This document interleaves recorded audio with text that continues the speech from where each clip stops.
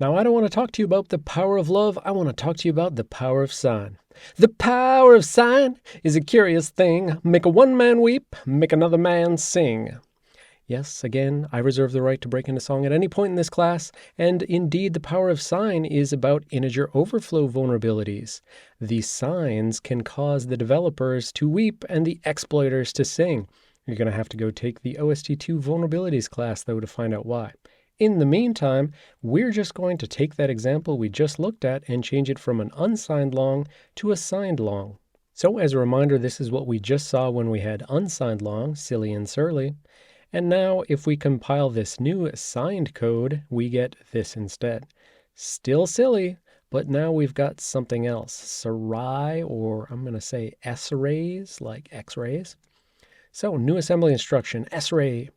S-ray is shift right arithmetic by immediate. So no longer are we shifting right logical, something new called shifting right arithmetic. And it behaves the same way as shift right, so surly, shift right logical by immediate. So surly had the 5-bit and 6-bit forms. This is now arithmetic instead of logical. So it shifts the same way, but the key thing is that an arithmetic shift fills in the shifted bits not with just always zeros, but instead with whatever the previous most significant bit was. So let's see that concretely. So let's say that we have S-ray A4, A5, and 12. A5 is going to be stabadabadoods, but the key thing is that stabadabadoods has a 0 in its most significant bit.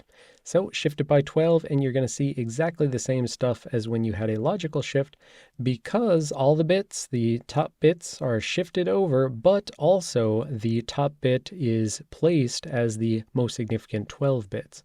So if we instead pick a different example where we start out with doobie doobie doo as our A5, then because 1 is the most significant bit, it will shift over all the bits by 12, but then it will spread that most significant bit as the new 12 bits that are the most significant bits.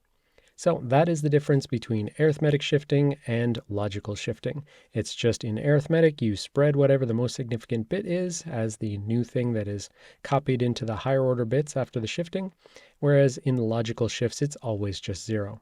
Okay, go compile the code, look at the code, and make sure you understand what it's doing.